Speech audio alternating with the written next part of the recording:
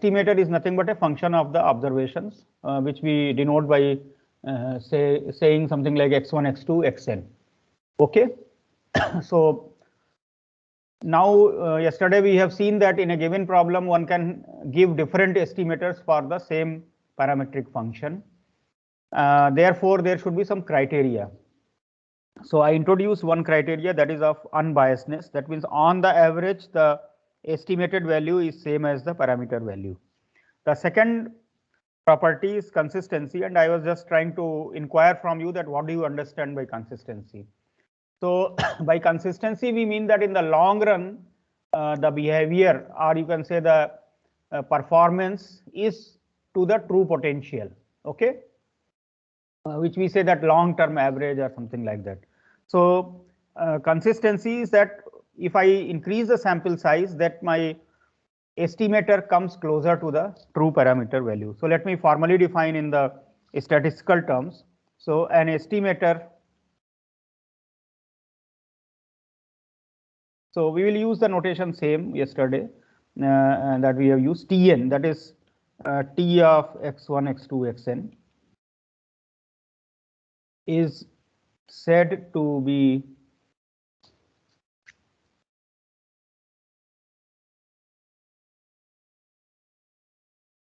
consistent for estimating g theta if for every, I think somebody is having, yeah. Please mute yourself because some noise is coming. If for every epsilon greater than 0, probability of mod Tn minus g theta greater than epsilon, this goes to 0 as n tends to infinity for all theta. Okay. That means the difference between estimator and the parameter being greater than a pre-specified constant, it goes to 0. That means Tn comes closer to g theta as n increases. Alternatively, we can say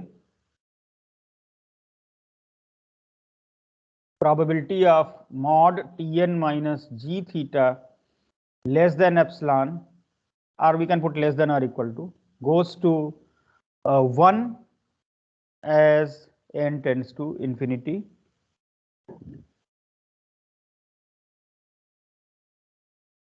So the difference between the estimator and the parameter being less than any pre-specified number goes to 1.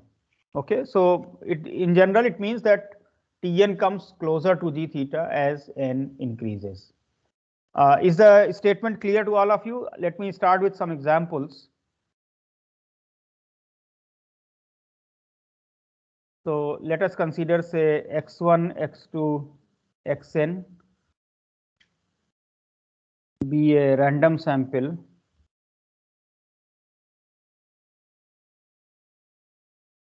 say from a normal distribution with mean mu and variance sigma square. Okay. Let us consider x bar as an estimator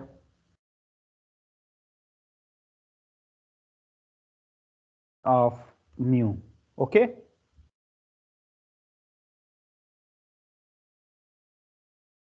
Then what is this value? Suppose I am considering probability of mod of x bar minus mu less than or equal to epsilon. Can you tell me this value? Actually, in the case of normal distribution, this should be known to you. Okay. So for example, I can write it as what is the distribution of x bar? X bar follows normal mu sigma square by n. So x bar minus mu follows normal 0 sigma square by n. So I can make use of this here. I can divide by sigma by root n here. So root n by sigma I do here. So this will then become root n by sigma. I can write like this. That is So this will have normal 0, 1. Okay, this will have normal 0, 1. So I have derived this distribution in probability course. Square root n x bar minus mu by sigma follows normal 0, 1. So you can write it as probability of mod z less than or equal to 1 epsilon root n by sigma, where z follows normal 0, 1. So this becomes then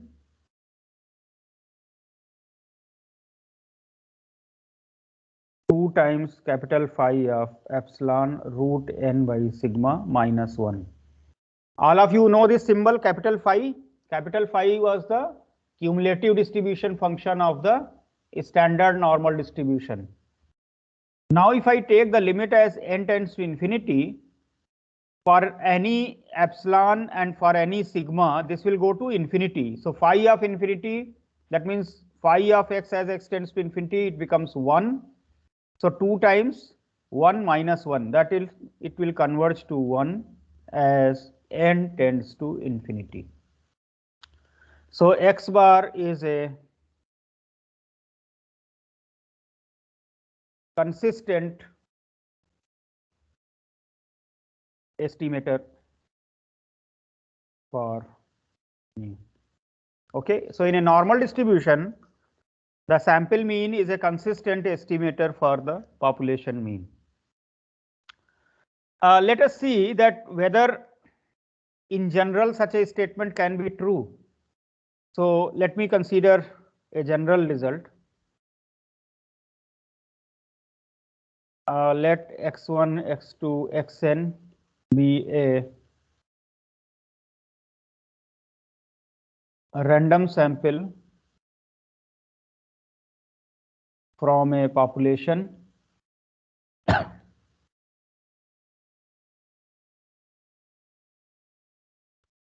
with mean mu and variance sigma square. Then x bar is a consistent estimator of mu. Let me give a proof of this. Okay. So what is expectation of x bar? That is mu, and variance of x bar, that is sigma square by n. All of you know this result.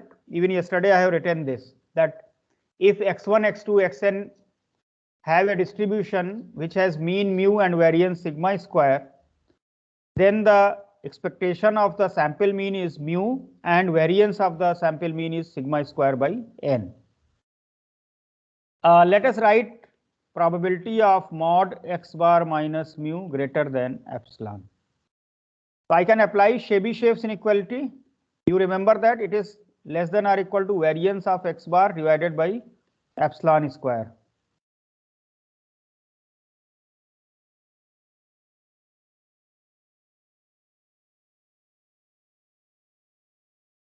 All of you have done Chebyshev's inequality in your probability course?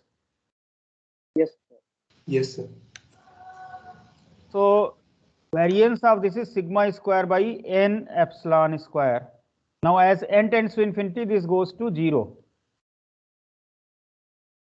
So x bar is consistent for mu. Now this is a very powerful result. What I am saying here, that in general, if the random sample is taken from a population with a given mean and variance, then the sample mean is always a consistent estimator for the population mean. So this is a powerful result here. Okay.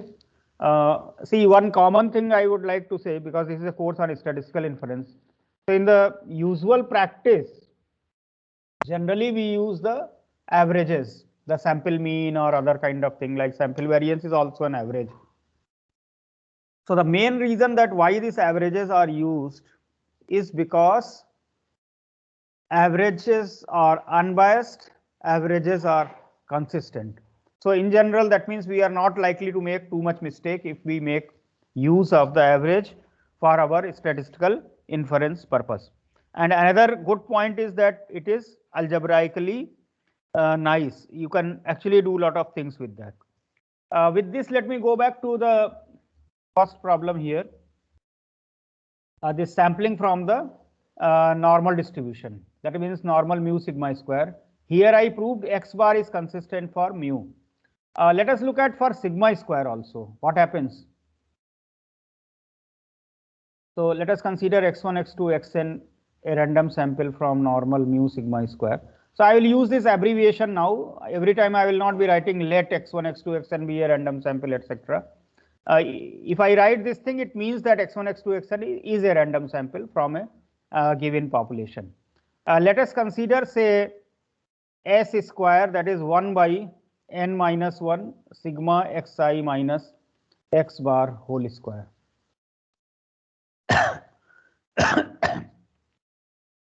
That is the sample variance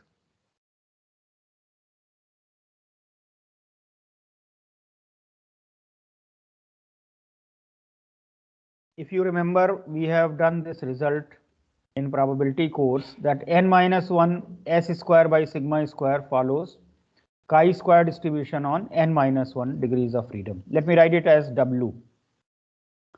Okay. So let us look at the moments of this one. For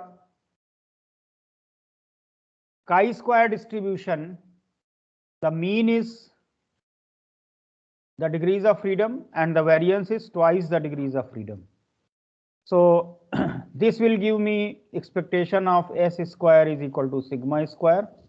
And if I consider this one, what I will get?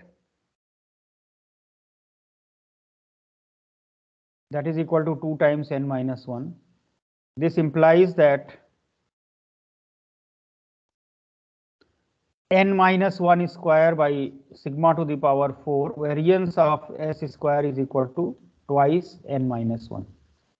This means that variance of s square is equal to twice n minus 1 divided by n minus 1 square sigma to the power 4. That is 2 sigma to the power 4 divided by n minus 1. So if I use this statement, probability of mod s square minus sigma square greater than epsilon, it is less than or equal to. So I can put greater than, less than or equal to, or greater than or equal to, less than or equal to. So any of these things are fine. 2 sigma to the power 4 n minus 1 epsilon square using Chebyshev's inequality.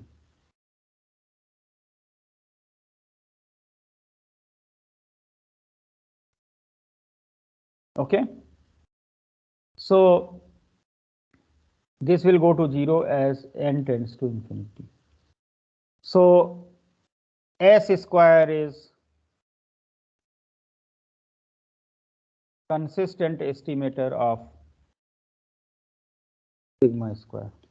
So sample variance is a consistent estimator. It is also unbiased estimator for sigma square. Here you have seen that it is also unbiased. So at least in the cases where, like here we have considered the normal distribution, the sample mean and the sample variance, they are unbiased as well as consistent estimators of the population mean. Now, of course, the question arises that if I am considering function of a parameter, and if I already have a consistent estimator, suppose here in this case, I want a consistent estimator for mu plus sigma, or for sigma say, then I can take a square root. If I consider mu plus sigma, then x bar plus s I can take. So what is the result that will allow me to do that? If I have a continuous function of the parameter, then the corresponding continuous function of the estimator will remain consistent provided the original one remains consistent. So let me state this theorem here.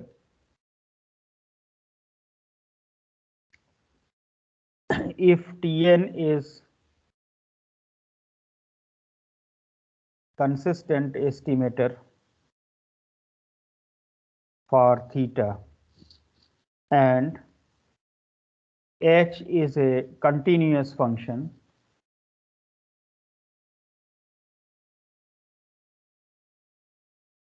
then h of Tn is consistent for h theta. The proof actually involves some analysis here. Those who have done real analysis, actually, you can write down a proof yourself, but I am not going to write it here. A further generalization of the example that I have given it is in this particular form, that if Tn is an estimator such that its expectation Tn is equal to some theta n, okay, and variance of Tn is given to be, say, sigma n square,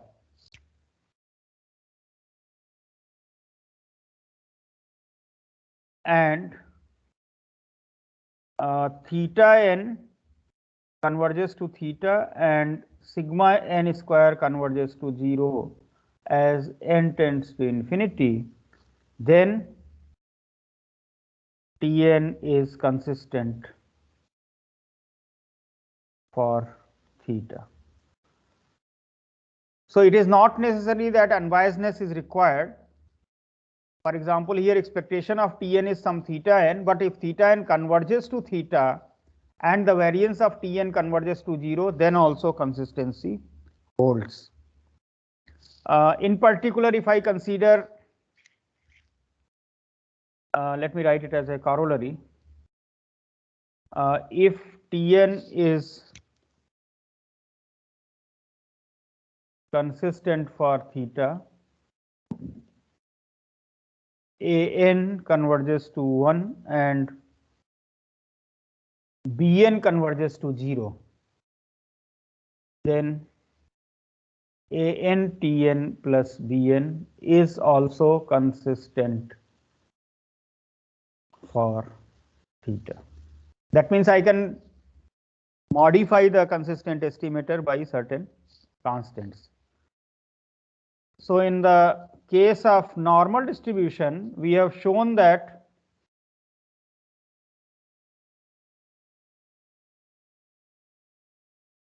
here we have shown that S square, that is 1 by n minus 1 sigma xi minus x bar whole square, is consistent for theta, for sigma square. Okay. So now if I consider say t square, that is equal to 1 by n sigma xi minus x bar whole square, that means I divide by n here, then this is nothing but n minus 1 by n s square. Okay. Now s square is consistent and this n minus 1 by n, this goes to 1. So this is also consistent for sigma square. So both of these are consistent, although s square is unbiased, but this t square is not unbiased. Okay.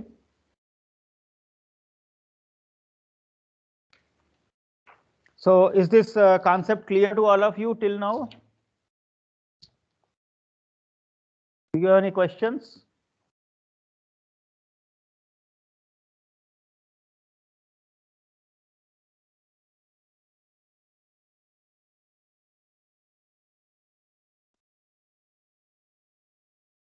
Anybody is having any question till this point?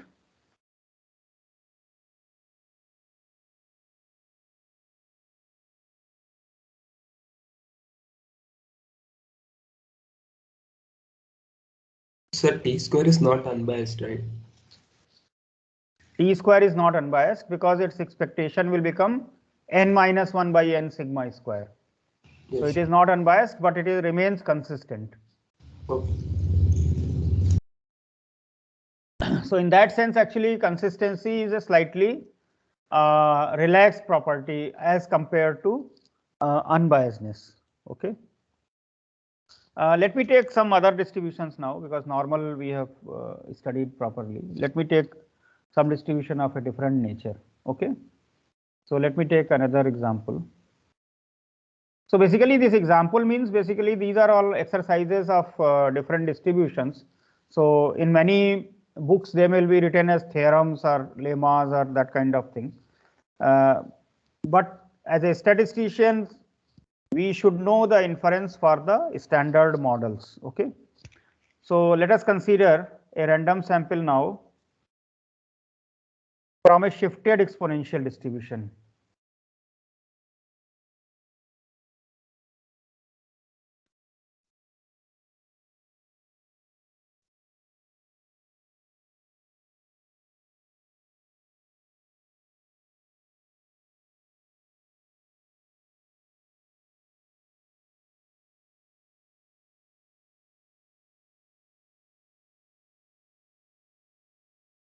With the density function given by, say, fx is equal to e to the power mu minus x for x greater than mu, and it is 0 otherwise. So this is different from the standard exponential that you have done, that is lambda e to the power minus lambda x. So this is a slightly different one. It is also a lifetime distribution, but here we have a starting point as mu. Generally we say mu as the minimum guarantee time. That means the lifetime of a component, it is at least mu, because the distribution starts after that. What is the mean of this distribution here? Expectation of xi, that is mu plus 1. Okay. So x bar, if I consider, expectation of x bar will become mu plus 1. In fact, here the variance of xi will be equal to 1. Okay. So variance of x bar, let me just modify here. So from here I will get, let me define t is equal to x bar minus 1. Then expectation of t is equal to mu. That is x bar minus 1 is an unbiased estimator of mu. Okay. And let us also consider, say, variance of t, that is variance of x bar, that will become 1 by n. So here you can see that variance of t is going to 0 as n tends to infinity. So this t, because expectation of t is mu, so we will get t that is equal to x bar minus 1. This is unbiased and consistent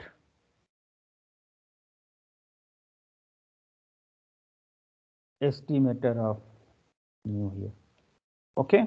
That means mean itself is not unbiased and consistent, but a shifted mean is satisfying that property. Let me take some other option here. Okay. Somebody may give argument like this, that why you are taking, because mu is not the mean is actually mu plus 1. So mu is actually the starting point of this distribution. So somebody may say that in order to estimate the minimum value, rather if I consider minimum of x1, x2, xn, will that be a good estimator? Because we are taking n observations, since the starting point is mu. So if I take the minimum value of the observations, will it be a good representative for mu, rather than taking x bar and then subtracting 1 from there? Because if I take x bar minus 1, actually it may become less than mu also, isn't it? Because each observation is greater than mu, so x bar is greater than mu. But if I consider x bar minus 1, there is no guarantee that it will remain greater than mu. So somebody may say that, okay, why to do that? Let us take minimum of the observations. So let us consider this and see what happens. So let me define. let us take y is equal to minimum of the observations. Okay. This symbol x1, that is the smallest order statistics. In your course on probability, we have done this in the class. So now I am trying to find out the properties of this as an estimator for this one. Okay, for mu here. So we need to, if I want to calculate the mean and variance, then I will need to look at the distribution of this. Okay, what is the distribution of this exponential that I have taken? Fx is e to the power mu minus x. So what is the CDF here? The CDF of any one of them, let us write x1, then that is equal to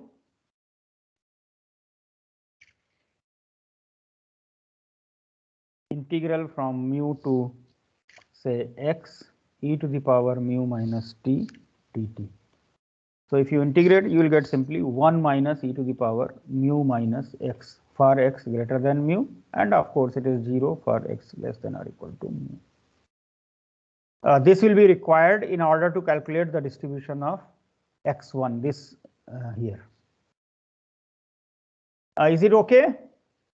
So I consider now the CDF of y. Okay. Let me put FYY, that is probability of x1 less than or equal to y. I can write it as 1 minus probability of x1 greater than y. So if the minimum of the observations is greater than y, it means each of the observations has to be greater than y. Okay. So now this is 1 minus product of the probabilities of xi greater than y. Why? Because x1, x2, xn are independently distributed. So this joint probability is equal to the product of the individual probabilities. And x1, x2, xn have the same distribution. So it is simply f of x to the power n. Okay, this becomes, sorry, this one I have to just write it in a modified form. Let me put it like this.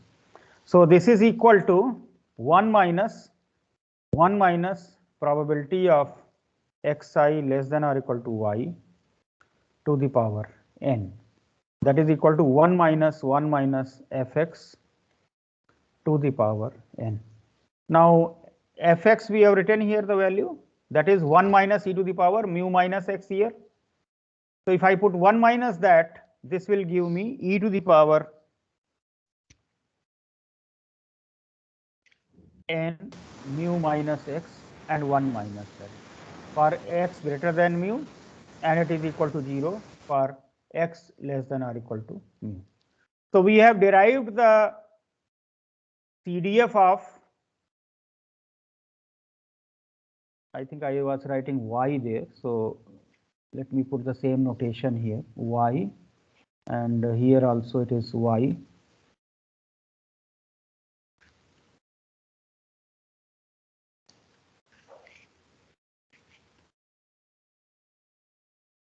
Okay.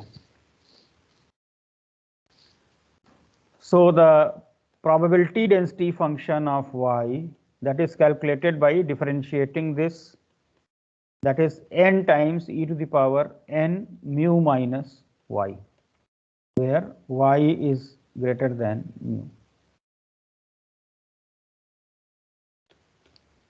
In order to study the properties of the smallest of the observations, I need its distribution, and that we are able to derive here. Is this derivation clear to all of you?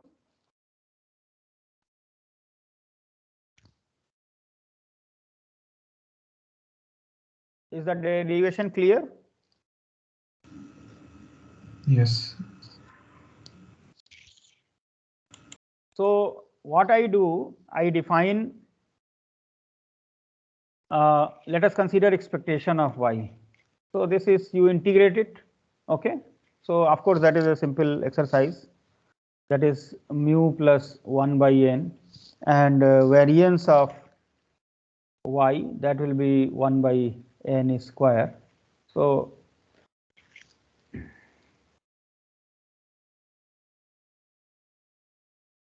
if I am putting something as a star, that means it is an exercise that you need to carry out. Okay.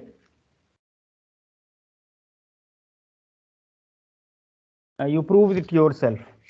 So if I define an estimator, see earlier I defined estimator T, okay, as x bar minus 1. So let me put it as T1.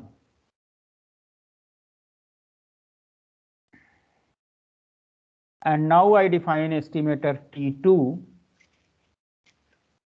as y minus 1 by n. That is, y is x1 minus 1 by n. Then what are you getting? That expectation of T2, that is equal to mu, and variance of T2, that is equal to 1 by n square. So if I write down the statement, probability of T2 minus mu greater than epsilon, then this is less than or equal to variance of T2 by epsilon square, that is 1 by n square epsilon, that goes to 0 as n tends to infinity. So T2 is an unbiased and consistent estimator.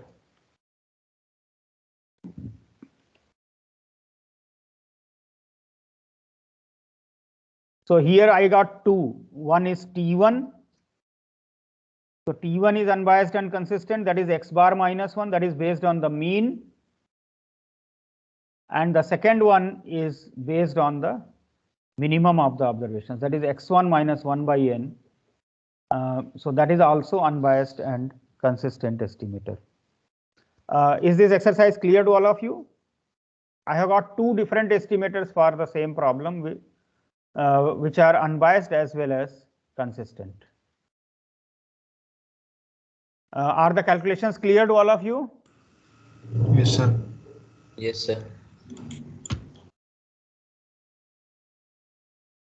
This exponential distributions, etc., they are very popular in statistics actually, because they denote lifetime models for various equipment lives. For example, you are using a laptop, or you are using a mobile, or you are using a desktop. All of you are using different type of gadgets. So the lifetimes of those gadgets are the lifetimes of the components of those gadgets. For example, in a laptop, you have a motherboard, you have a keyboard, you have a network connection, you have a charger, charging point is there. Any of them can go bad. So each of them have a life distribution. So exponential is one of the popular ones. In your probability class, we have done Weibull distribution, gamma distribution, etc. also. So they are also popularly used as the lifetime distribution. So these are all. So therefore, the inference on these distributions should be very, like well studied to all the statisticians, because if you are going to the field, like many of you will be working in corporate industry and in many engineering organizations, so you will need this kind of inference procedures. Let me take up another commonly used distribution, that is the uniform distribution. So uniform distribution, of course, looks very simple because it is just a constant density between the 2 points. Okay, but it has wide applications in the sense that when there is nothing to discriminate between different occurrences, then generally we follow the uniform distribution. When we do textbook examples like classroom exercises, we consider coin tossing, dice throwing, and all those. There we always take discrete uniform distribution. Now a similar thing is there when we deal in the continuous case. When we cannot discriminate between various things, then we take a continuous uniform distribution. So let me solve a problem from there. So let x1, x2, xn be a random sample from uniform distribution on the interval 0 to theta. Okay. So of course, let me just write down what is the form of a uniform distribution's density function and the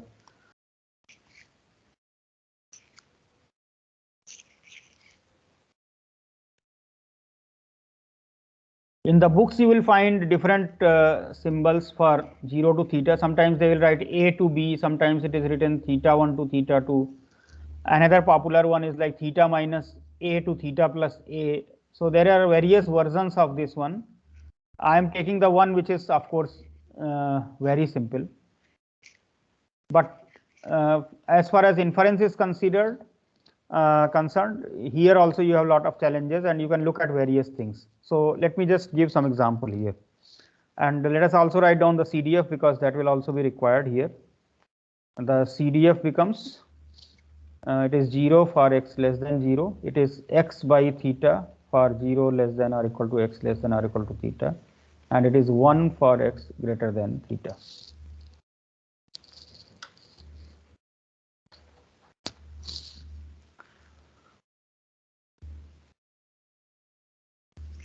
So in the uniform distribution, you know the midpoint is the mean. So that is theta by 2. So if I consider x bar, based on that, immediately I get an unbiased estimator for theta. So if the uniform distribution is on the interval 0 to theta, an unbiased estimator for theta is 2x bar. Let us also look at the variance of it. Let us call it 2x bar as T1. Then what is variance of? So here, if you remember, theta square by 12 is the variance. So 2 times that, if you do, variance of T1 will become 4 times variance of x bar. That is 4 times theta square by 12, and then n will come. So it is theta square by 3n. This goes to 0. So therefore, T1 is an unbiased and consistent estimator.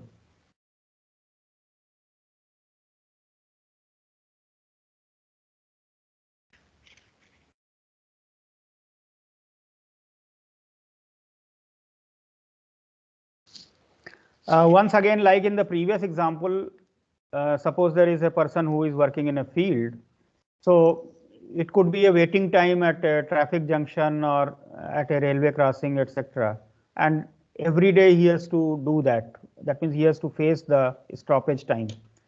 So the stoppage time is anything between 0 to some upper bound, because you may have to wait for maybe 30 seconds or maybe you have to wait for 1 minute and so on. So the upper bound is not known. So we put upper bound as theta and we want an estimate of that. Now we have a random sample of waiting times.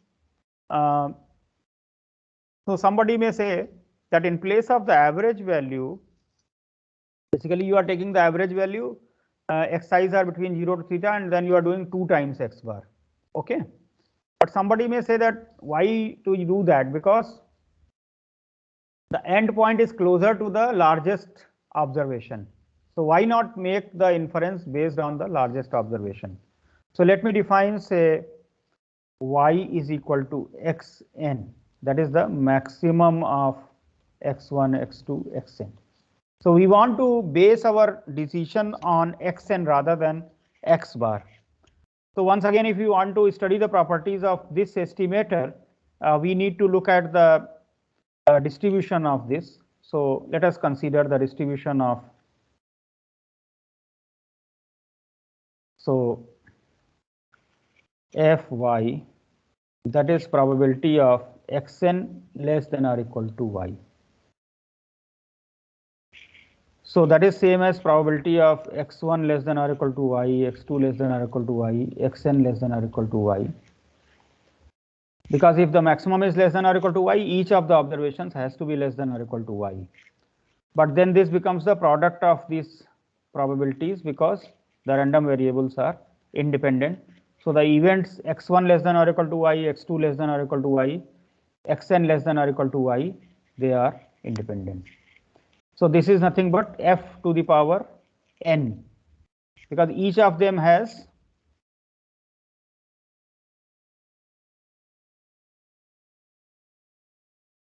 CDF given by this. So we substitute it here. So what I will get? Y by theta to the power n. Of course, we write here 0 for y less than 0. It is y by theta to the power n for and 1 for y greater than theta. So the probability density function of y is obtained by differentiating this one, that is n y to the power n minus 1 divided by theta to the power n, 0 less than or equal to y less than or equal to theta.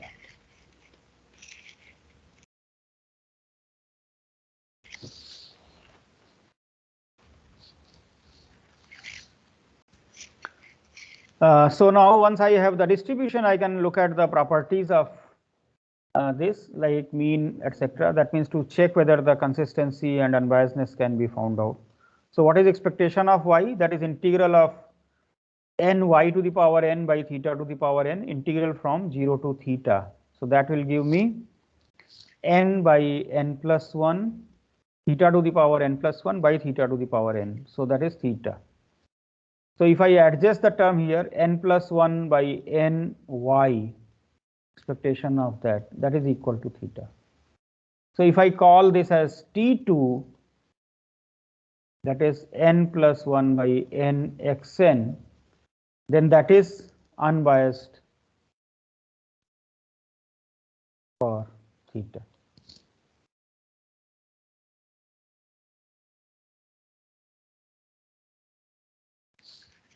If you look at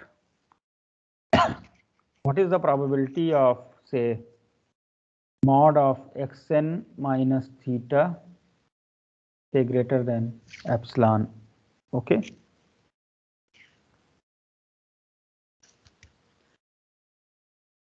I want to prove the consistency here, okay? So this is probability of, since xn is always less than theta, so this is nothing but theta minus xn greater than epsilon. So this we can write as probability of xn less than theta minus epsilon. So that is theta minus epsilon by theta whole to the power n. So because we have just now calculated the CDF of xn, okay, that is y by theta to the power n. So I am just substituting here theta minus epsilon by theta to the power n. Now theta minus epsilon will be less than theta, so this will go to 0 as n tends to infinity. So xn is consistent for theta. Of course, expectation of xn is n by n plus 1 theta. So xn is biased and consistent. Xn is biased. What about this T2 that I have written here? Now T2 is xn into something, and let us look at this into something, that is n plus 1 by n. It converges to 1 as n tends to infinity. So if xn is consistent and n plus 1 by n goes to 1, then T2 is also consistent. So n plus 1 by n xn is also consistent, but that is unbiased. So again, in this problem, I have produced 3 consistent estimators and 2 unbiased estimators. Okay. So is it clear to all of you?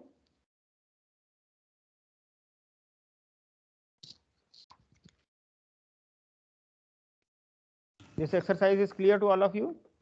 Yes, sir. Let me talk a little bit more general also, in a little abstract sense.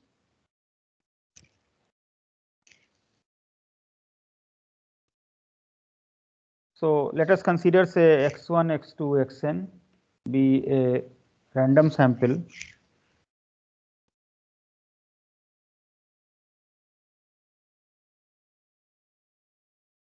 from a population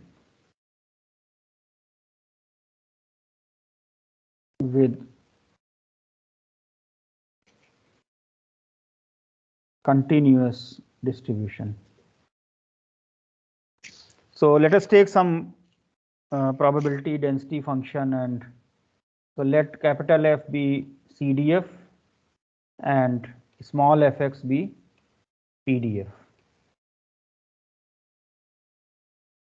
of this distribution. Okay.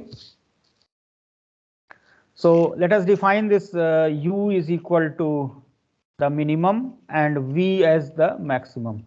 This x1 and xn, this bracketed things I have already introduced, the minimum and the maximum.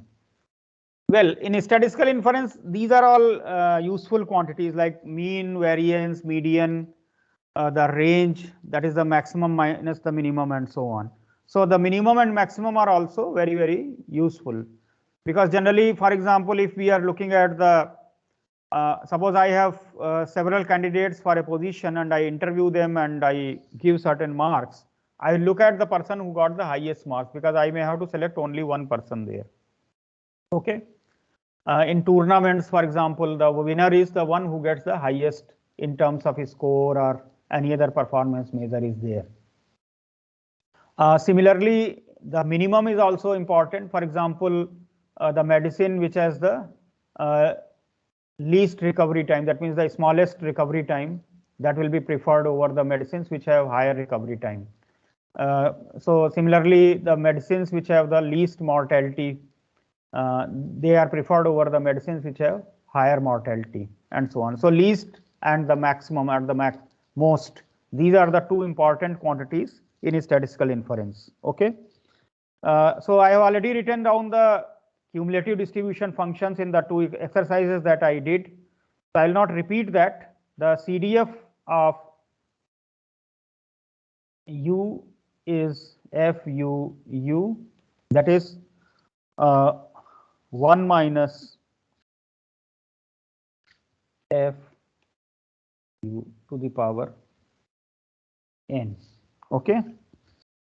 Now I consider, see, this distribution need not be over the entire range minus infinity to infinity, but it could be over a finite range. Suppose I say this is CDF and PDF of this distribution over the range, say A to B. Like uniform distribution, just now I wrote it is from A to B or 0 to theta kind of thing. Similarly, there are many other distributions like beta distribution, it is on the interval 0 to 1. There are distributions over 0 to infinity and so on. So if I consider this range, then I can write down this CDF etc. in a slightly modified form, because I can include the portion for less than A, between A to B, and greater than. So I can write it in this particular form rather than just crudely 1 minus FU to the power n. We can write it as 0 if u is less than A. It is 1 minus FU to the power n for A less than or equal to x less than or equal to B, and it is equal to 1 for x greater than B. Okay. Similarly, I can write down the CDF of V also.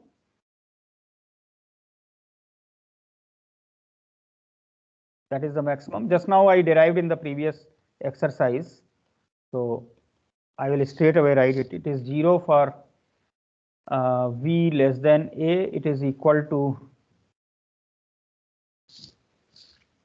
FV to the power n for A less than or equal to V less than or equal to B, and it is equal to 1 for V greater than B. Okay. Let us look at the limits of these terms here. Suppose I take n tending to infinity, then what happens here? If I look at the limit as n tends to infinity, then this term, because 1 minus FU is always less than or equal to 1, the CDF lies between 0 to 1, isn't it?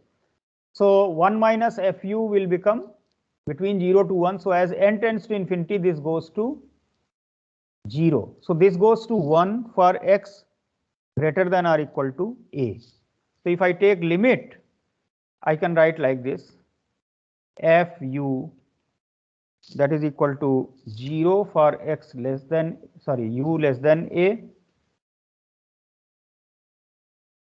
and it is equal to 1 for u greater than or equal to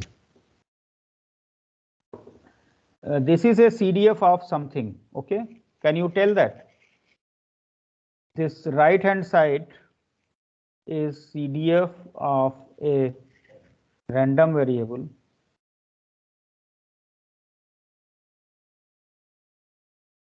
which takes only one value a with probability 1. Okay? That means random variable x is equal to a. So we can say that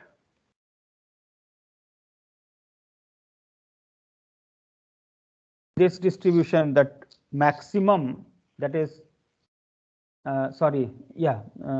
u was minimum. So x1 is consistent for the lower boundary, lower limit, okay, because the interval was a to b. Okay.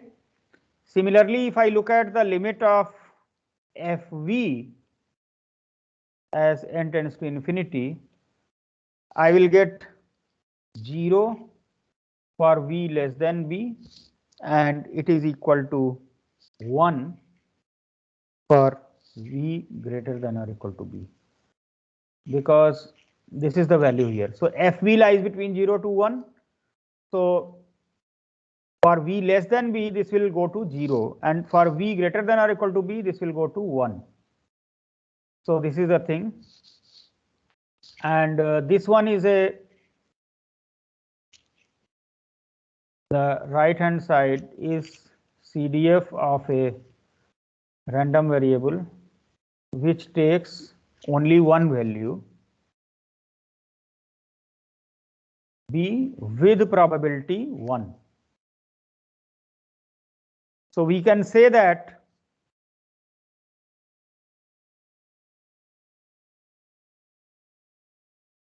the maximum of the observations is consistent for the upper limit. So I have proved a very useful result here, because the two exercises that I did, that is one for exponential distribution and one for the uniform distribution. In the exponential distributions, the lower limit was mu, and we proved that x1 is consistent for mu. Similarly, in the second case, xn, that is the maximum, is consistent for the upper limit, that is theta. Okay. So if I consider the difference, so v minus u, that is xn minus x1. See, this is consistent for b and this is consistent for a. This is a continuous transformation. This is consistent for the population range b minus a. Okay, because xn is consistent for b and x1 is consistent for a.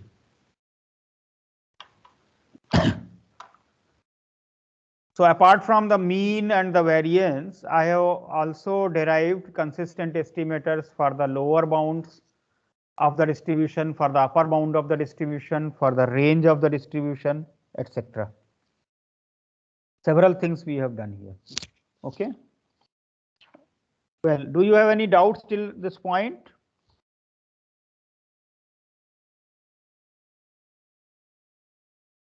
Do you have any doubt? Any questions? Sir, here v minus u, what are we estimating here, sir?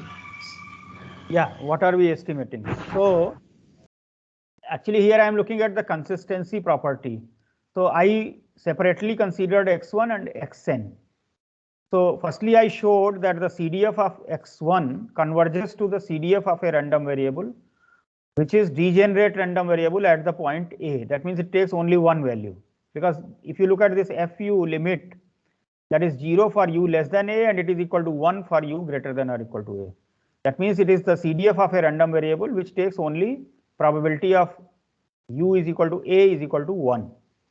So that means x1 is consistent for the lower limit a. Similarly, if I consider the maximum here, the limit of that is converging to 0 for v less than b and 1 for v greater than or equal to b, which is nothing but the CDF of a random variable which takes value b with probability 1.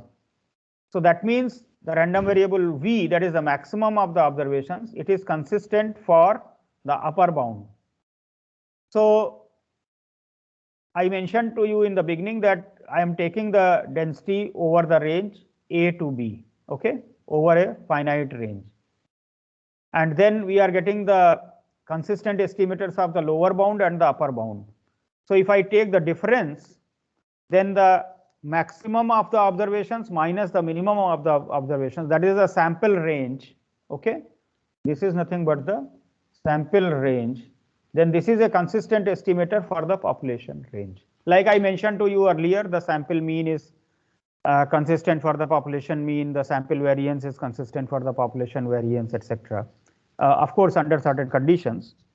So similarly, we are able to prove here that the sample range is consistent for the population range. Is that clear? Sir, here x order n is the consistent estimator of v and x order 1 is consistent estimator of u. But I didn't No, get... no, not u or v. It is consistent estimator of a and b. Yes, sir. A and b, not u and v. U is consistent for a, v is consistent for b. Yes, sir. Okay, sir. No, like for the range itself, we need this.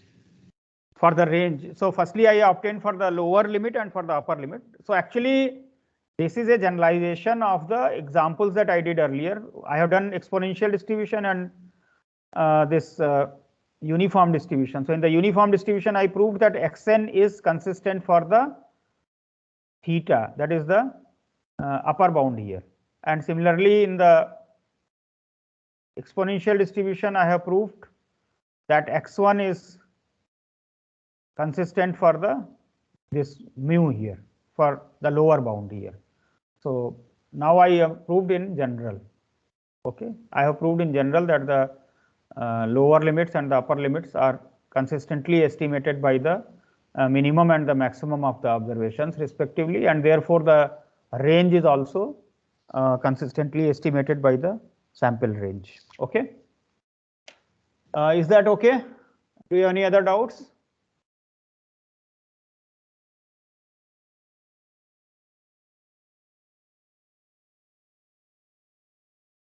Anybody is having any question?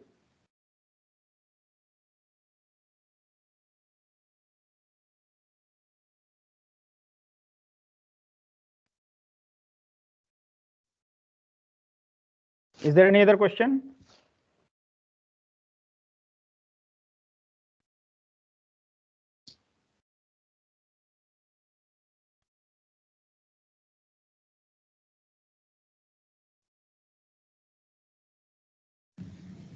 No, sir.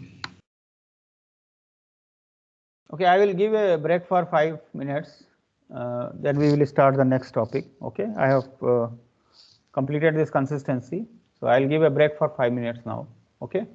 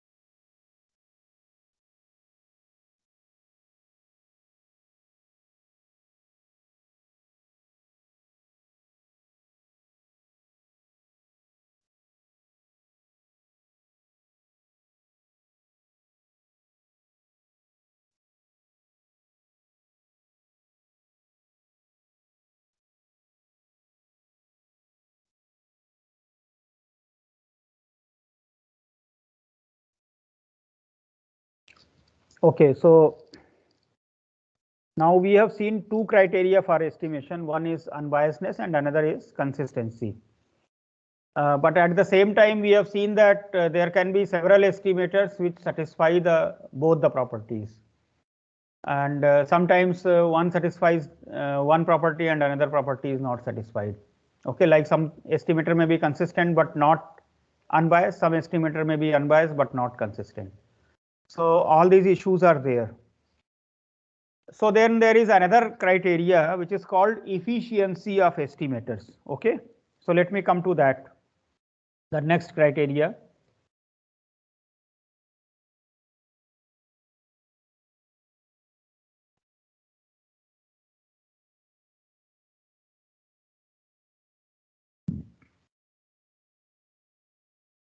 So first of all, this is based on another criteria. We have seen that expectation of t is equal to g theta, that gives the unbiasedness. That means on the average, the estimator is same as the original value. And I mentioned that if I have expectation of t is equal to g theta plus b theta, then b theta is called the bias. So if the bias is more, then it is not a good estimator. But the problem with the comparison of direct bias is that bias can be negative and positive. So you may have to look at the absolute value. So we define errors in the terms of mean absolute error and the mean squared error, etc. So first one we define mean absolute error, okay, of estimator t for g theta. So that we define as expectation of mod of t minus g theta. Okay. So if an estimator is having a smaller mean absolute error, then it is considered to be better. The problem with this measure is that mathematically this is slightly bad, because you cannot do a lot of algebra here using this because of the modulus sign included here. So another one is called mean squared error.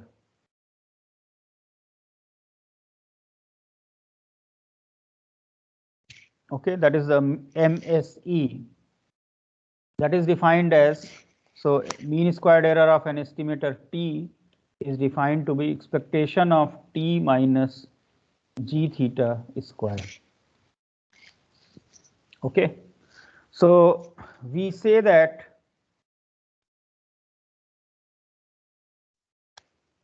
so of course it is a function of theta. So we say that an estimator t1 is better than t2 if mean squared error of t1 is less than or equal to mean squared error of t2 for all theta. And of course, at least at one point there should be strict inequality. Okay.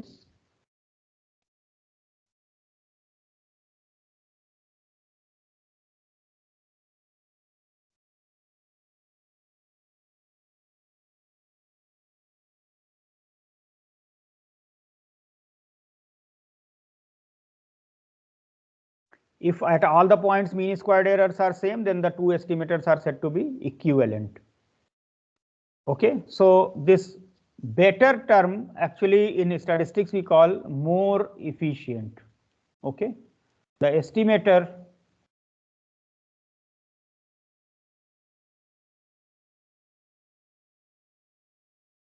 T1 is said to be more efficient than T2 if the mean squared error of T1 is less than or equal to the mean squared error of T2. Okay.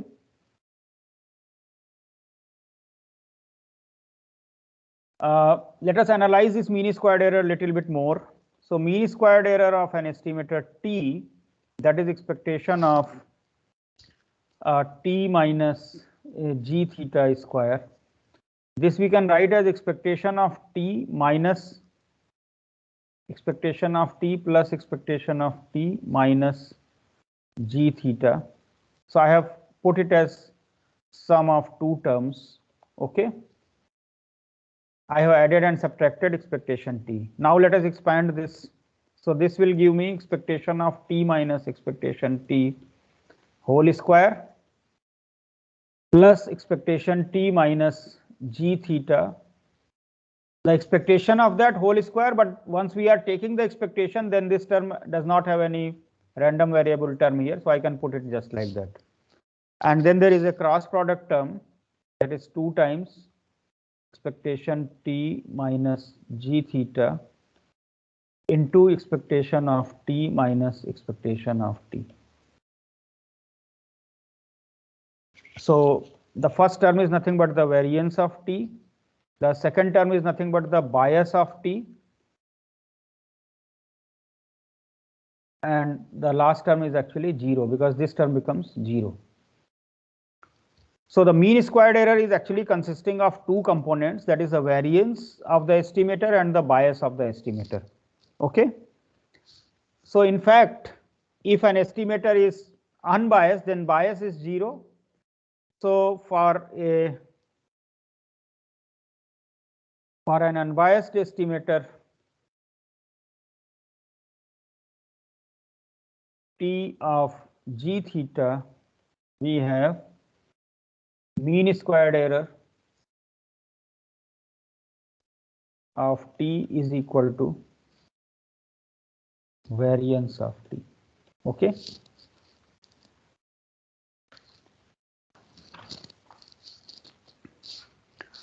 First of all, let us look at the application of this mean squared, or you can say the more efficient estimator, in the context of some of the problems that I have solved just now. Okay, so if you look at the exercises that I have done, let us look at some of these problems here. Let us look at, say, normal distribution here. Okay, this normal distribution. So let us go back to that problem.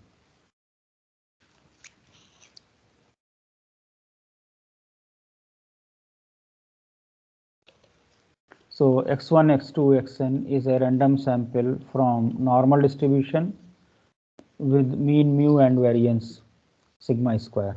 Okay, so in that case, we have considered estimator. I will give some names. Say this s square etc. is defined. So s square was 1 by n minus 1 sigma xi minus x bar square. Okay. So I will call u as s square and v as n minus 1 by n s square, that is 1 by n sigma xi minus x bar whole square. Generally, some people treat this as the variance and this as the sample variance. These are the terminologies that are used. Let us compare this.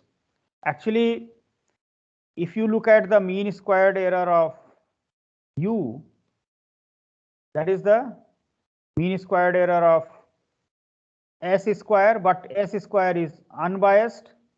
So this is nothing but the variance of s square, which I calculated to be 2 sigma to the power 4 by n minus 1. Okay. On the other hand, the estimator v, that is 1 by n sigma xi minus x bar whole square, that is actually biased estimator.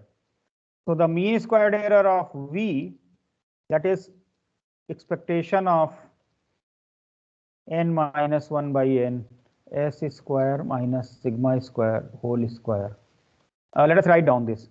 So it is equal to n minus 1 square by n square expectation of s to the power 4. There can be different ways of solving this because I am making use of this fact here. You will go back to this slide here.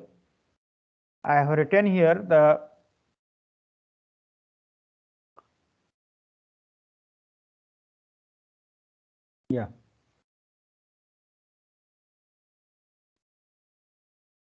I have written here W. W is n minus 1 s square by sigma square, that is having chi square distribution on n minus 1 degrees of freedom. So we can make use of this because expectation W is n minus 1 and variance of W is twice n minus 1. So let me make use of that straight away here so that calculations become easy. Okay. Let me remove this here.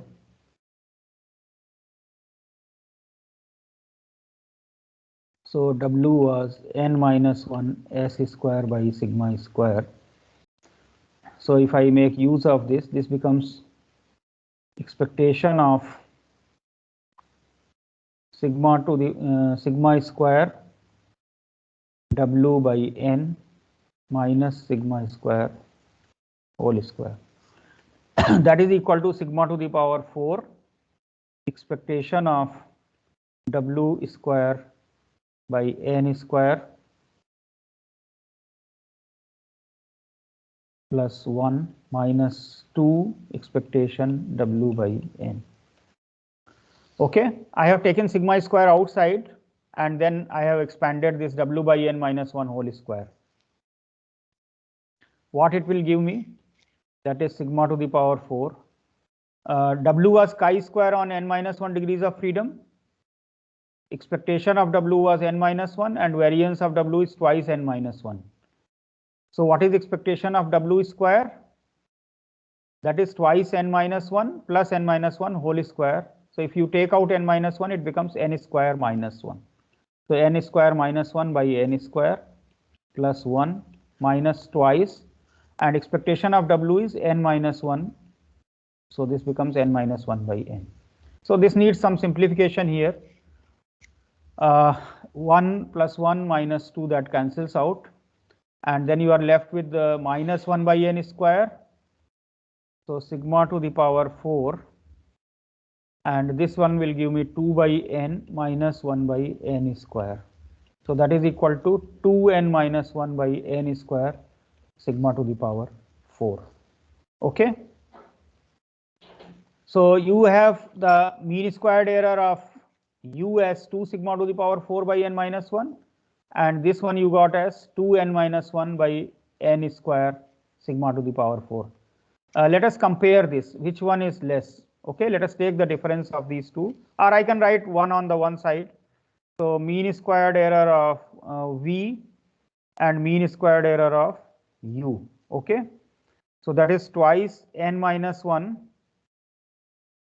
You can see whether the calculations that I have written is okay or not. Okay, and this one is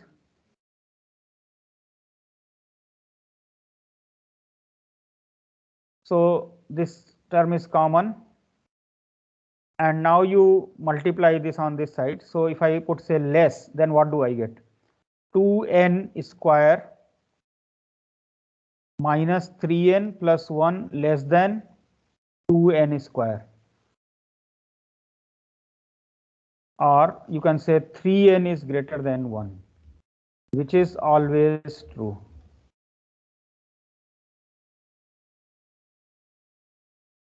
So what you have proved? You have proved that the estimator V, that is 1 by n sigma xi minus x bar whole square, is more efficient than 1 by n minus 1 sigma xi minus x bar whole square. Although 1 by n minus 1 sigma xi minus x bar whole square is unbiased, but the overall mean squared error of 1 by n sigma xi minus x bar whole square is smaller. So V is equal to 1 by n sigma xi minus x bar whole square is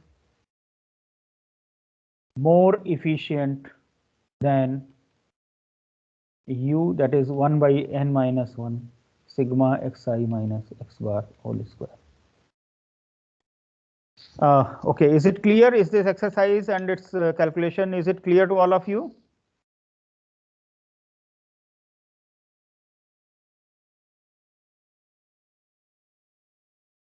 Here I am showing that a biased estimator is having more efficiency than an unbiased estimator. And of course, here both of them are consistent estimators. Is it clear?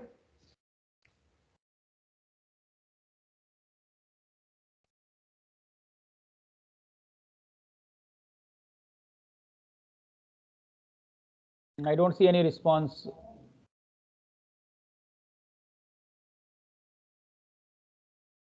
Are you following? Yes, sir. Yes, sir. Let us take up another exercise, which again I solved earlier, and I produced several estimators. So let me take this exponential distribution, for example. Okay. For this exponential distribution, that is mu minus x, we have some basic calculations done here. I used, so for estimation of mu, we have an unbiased and consistent estimator, that is T1, that is x bar minus 1. And then I also defined another one based on x1. So x1 minus 1 by n and x, that is also an unbiased and consistent estimator. Okay. So let us look at these calculations here.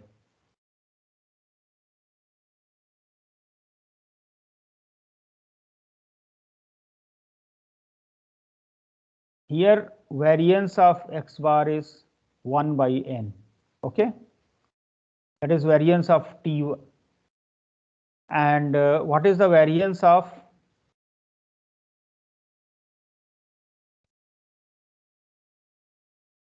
T2? Variance of T2 is 1 by n square. Okay. So this is always less than the variance of T1 here. Both are unbiased and consistent. So you would prefer x1 minus 1 by n here.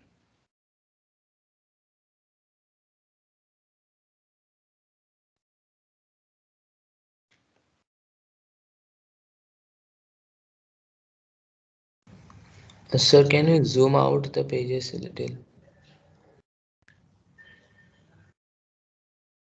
Is it not visible, this one? It's visible, but everything seems a little bigger.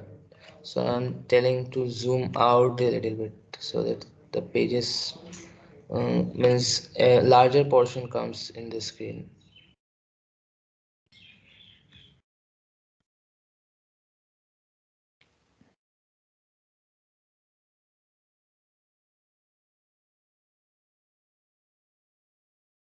I think this is the largest size that I can get on my this Wacom reader.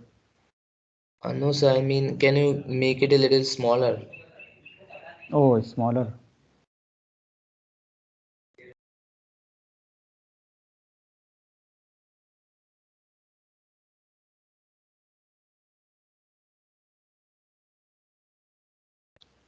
Is it okay now? So one more would be good. Or then it will become too small for me to write. Okay, then it's okay. Fine, sir. Because this may become too small. I cannot write much here.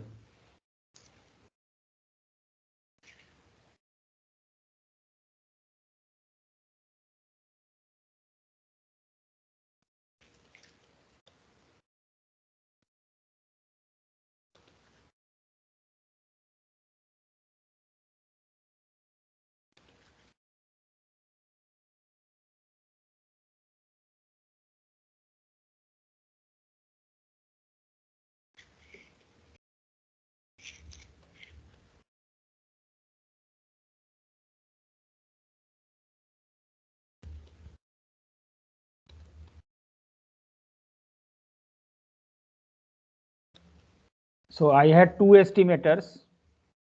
T2 is x1 minus 1 by n and T1 is x bar minus 1. That is, one is based on the sample mean and the second one is based on the minimum of the observations. So we have seen that both T1 and T2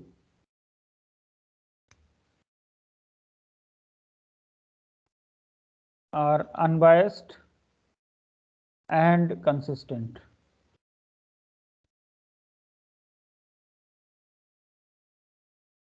For mu, but variance of T1 is 1 by n and variance of T2 is 1 by n square. So this is always less than 1 by n. Okay.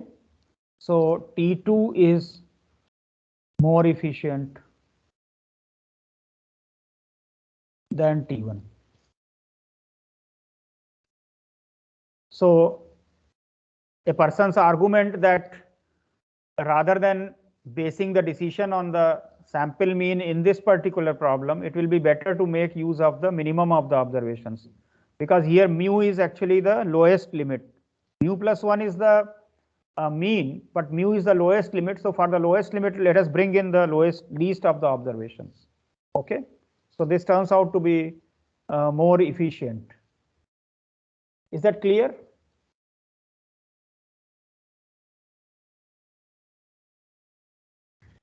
Yes, sir. Let us look at one more thing. In this one, let me define T3 also. T3 is x1, okay, that is y. And I consider this also as an estimator. What happens with this one? So obviously expectation of x1, that was actually mu plus 1 by n. Expectation of x1 was mu plus 1 by n, and variance of x1 was 1 by n square. So let us make use of this. Okay.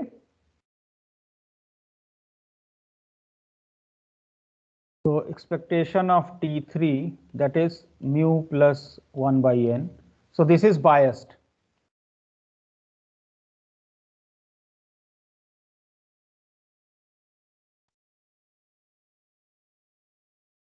Let us consider mean squared error of T3. So this is variance of T3 plus bias of T3 square. Now variance of T3, that is variance of this, we have just written it is 1 by n square, and bias is 1 by n. So it becomes 1 by n square. So that is 2 by n square. So it is bigger than the variance of T2. So T3 is less efficient than T2. T2 is better. But if I compare 2 by n square with 1 by n, then you can see here it is reducing to n greater than 2. So in general, sample size has to be at least 2. So therefore, in general,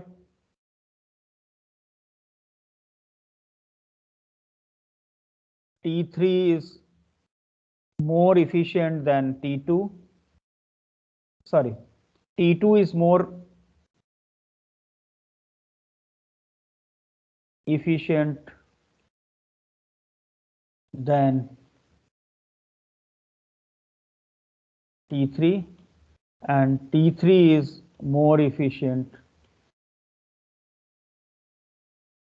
than T1.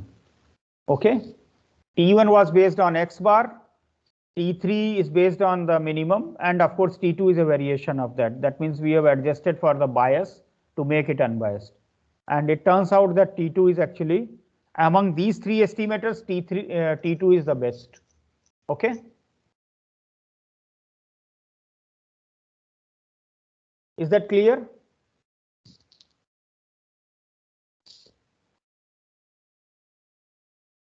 Let me take up this uniform example also for the efficiency part. X1, X2, Xn considering from uniform interval 0 to theta. Okay. Here also we have defined different estimators. Let me just recall them.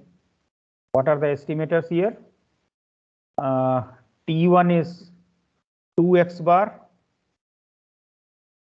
which is having variance theta square by 3n, and T2 is n plus 1 by n xn, which is having, well, I have not written the variance of it, so let me write it here. Okay, let us do the calculations.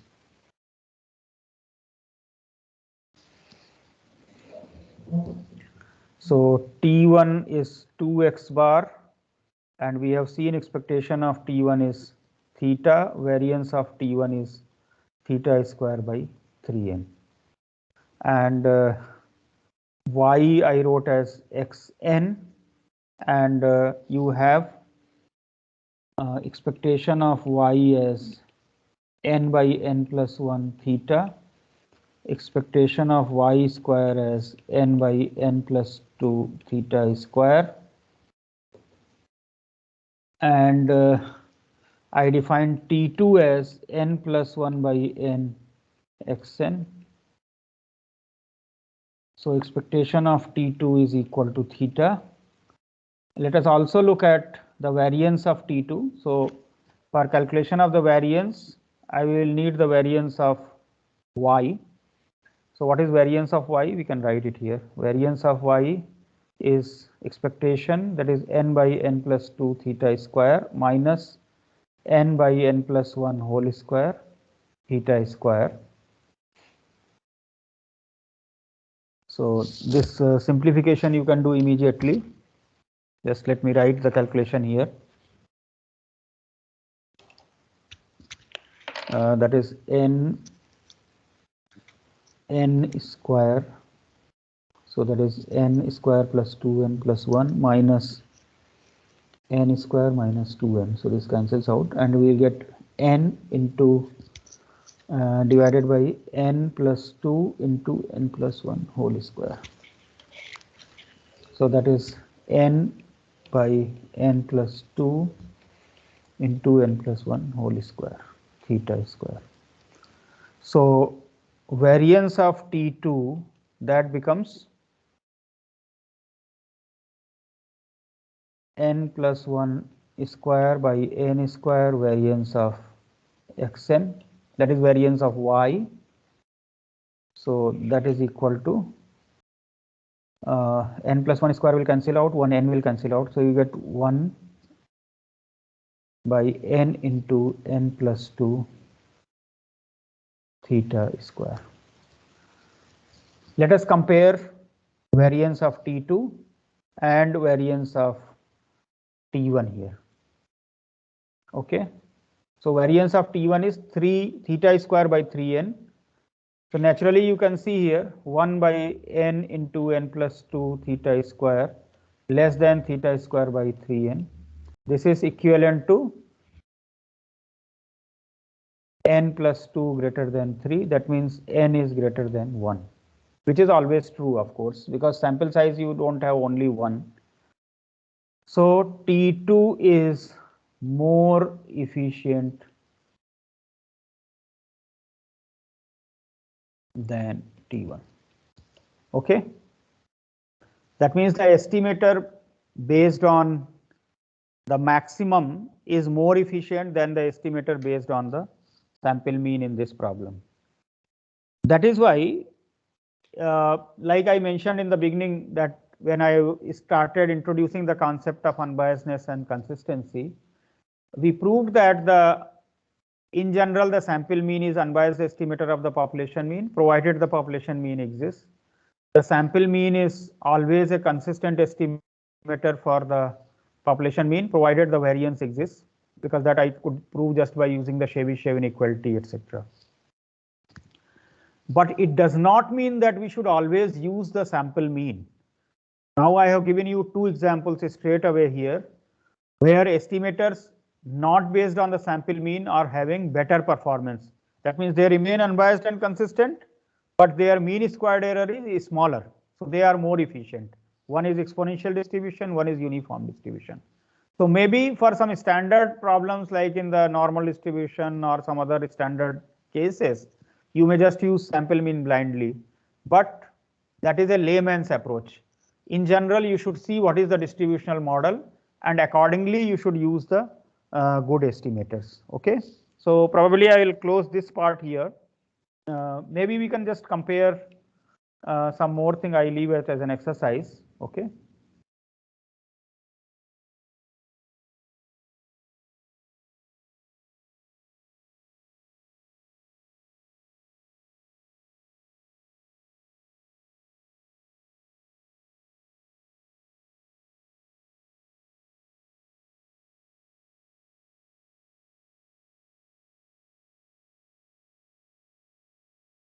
That is the maximum, because maximum is also an estimator. It is biased and consistent, but what is its mean squared error, that you can check. I am not writing it here. I am leaving it as an exercise for you.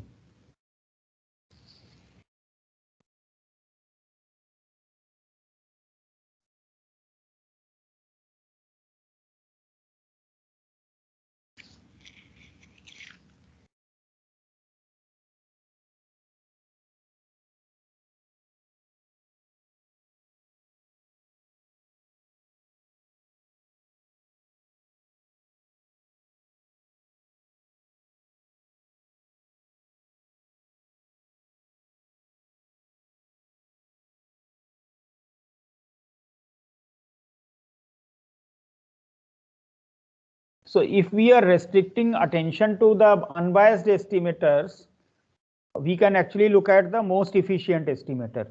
That means the one which has the minimum variance. So fortunately in statistics theory, this part has been well developed. There are several methods for obtaining the minimum variance unbiased estimators. So let me define it first. So the term is called uniformly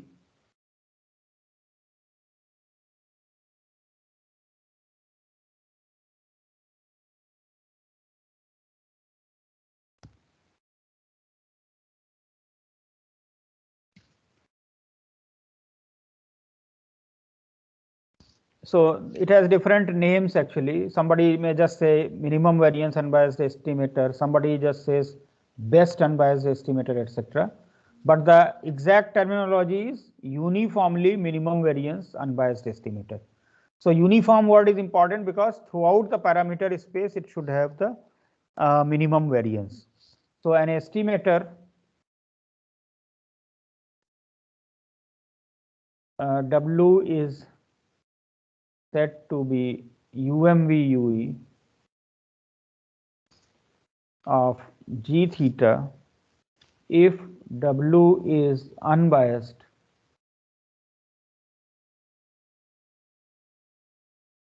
and if W star is any other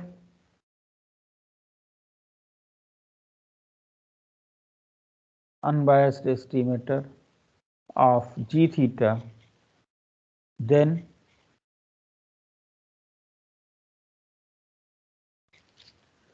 variance of W is less than or equal to variance of W star for all theta in the parameter space. So it has the smallest variance.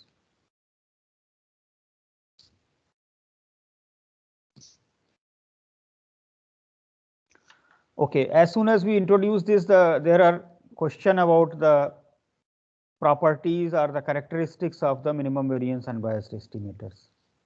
So naturally, the first question that will arise, like I gave you several unbiased estimators in many problems, that there can be two unbiased estimators, or like in the Poisson distribution for lambda, any convex combination of x bar and s square, I wrote alpha x bar plus 1 minus alpha s square, that is unbiased. So you have a uncountably many unbiased estimators. Okay.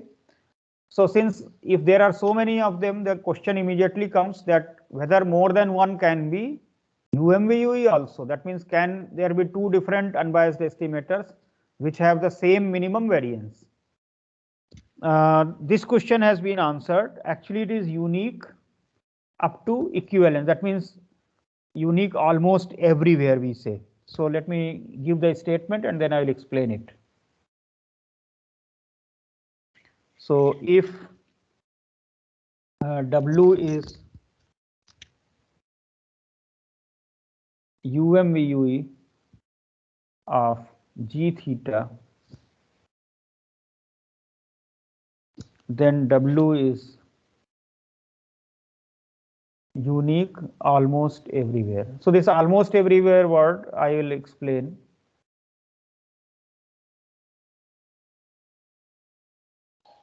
That means if W star is another UMVUE, then W is equal to W star with probability 1. So that is almost everywhere. Okay. I will write that a little later. So let us consider, let W star be another UMVUE of G theta. And then let us write it. You will have expectation of W as G theta and expectation of W star both is G theta. Okay. And both have the same minimum variance. So let us consider, say, variance of W is equal to variance of W star, that is equal to sigma square. Okay.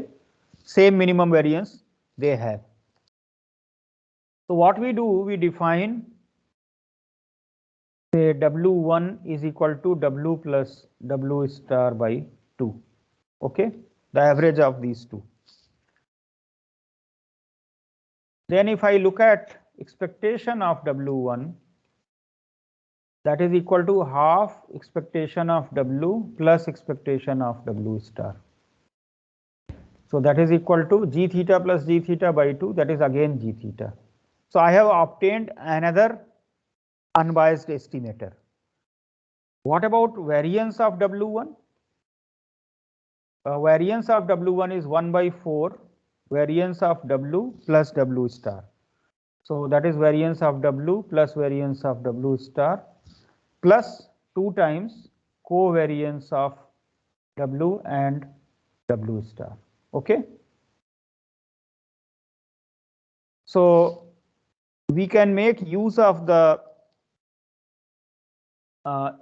covariance inequality. If you remember, we have shown that rho is less than or equal to 1, isn't it? The coefficient of correlation.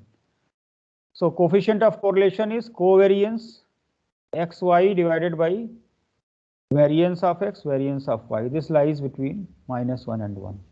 What does it mean? It means covariance of xy is less than or equal to sigma x, sigma y. So if I make use of this property here, I can, because this is plus here, so I can write it here less than or equal to 1 by 4 variance of W plus variance of W star plus twice square root variance of W, variance of W star. Okay. So now I put variance of W and W star as equal to sigma square. Then this will give me sigma square plus 2 sigma square, that is equal to sigma square. So what does it mean? It means variance of W1 is less than or equal to sigma square. But I have said that W and W star are minimum variance unbiased estimators. So if I call this star, inequality in star is not possible. Okay. So for equality in the coefficient of correlation, if you remember, I have done the theorem that the equality of 1 is attained if and only if the random variables x and y are linearly related with probability 1. So we will have, for equality to hold, W and W star are linearly related with probability 1. That is W, we can write W star is equal to some A theta W plus B theta with probability 1. I'll write WP as a notation for with probability. So now if I write here, because we have taken variance of W to be equal to covariance of W star, that is covariance of W, A W plus B, that is equal to A means A theta and B means B theta. So that is variance of W. That is A theta sigma square. That means A theta must be 1. And if it is unbiased, B theta must be 0. So that means W is equal to W star with probability 1. So W is unique almost everywhere. Okay. The minimum variance unbiased estimator is unique almost everywhere. So that is the first property we are proving. We will prove few other properties and then the methods of obtaining minimum variance unbiased estimators. So that I may start from the next class. I will give one assignment sheet on unbiasedness and consistency. In 1 or 2 days I will upload it on the MS Team so you can see and solve the problems. So every week roughly there will be one assignment, like in the probability course also we used to have many assignments. So you need to solve these assignments in order to learn the subject properly. So I'll stop at this point. If you have any questions, you can just ask me. Is there any question? So about the thing you told that W star equals to A W plus B with probability 1. So if that statement is not given with probability, because W and W star are random variables because they are estimators, isn't it? So equality of two random variables means what? Because random variables are defined on the sample space. So if one value is equal to another value, what does it mean? That doesn't mean anything. Like I may have one distribution which is geometric and another is a Poisson distribution. Both are taking values 1, 2, 3 and so on. So some value is equal. Does it mean that they will be equal? They will not be equal. So only possibility for them to be equal is that they have to be equal at all the points, isn't it? So we have to put probability statement here because these are random variables. Okay. Is that okay?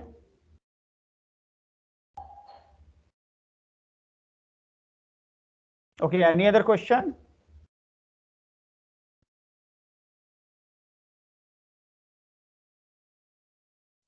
What does almost everywhere mean? Yes. Almost everywhere. Almost everywhere means that the two are equal with probability 1. I mentioned W is equal to W star almost everywhere. So that means probability of W is equal to W star is 1. That means the set where they are not equal is having probability 0. Okay. So if you define something as this equals to this. Yeah. That's what. So since they are random variables, we have to define in terms of probability, because just like that a direct statement does not have much meaning. Okay. So a better statement would be in terms of the probability, because these are random variables. They are defined over the sample space. So just like that, saying something is equal to that, then that does not carry much meaning, because there is a probability associated with every value. Is that okay? Yes, sir. Sir, if we say that this is equal to that with probability half. With probability half, yeah. So with probability half means then with probability half it may not be equal. Okay. Yes. No, I mean, will that statement make sense? Why not? Definitely. Yes, it can be there. See, if I have, say, a normal distribution on the interval minus infinity to infinity. Suppose I say Z is a normal distribution. Okay. And then I write maybe so Z follows normal 0, 1.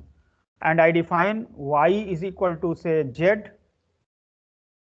if Z is positive, and it is equal to say 0 if Z is less than or equal to 0. Then probability that Y is equal to Z, that will be equal to half.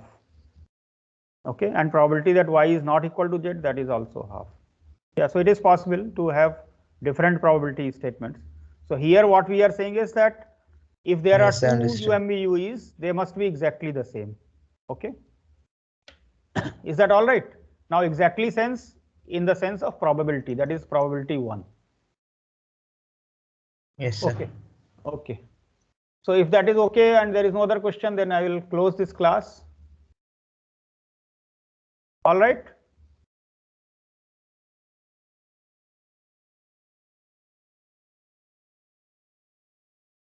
Thank you, sir. Okay. Thank you, sir. Thank you, sir.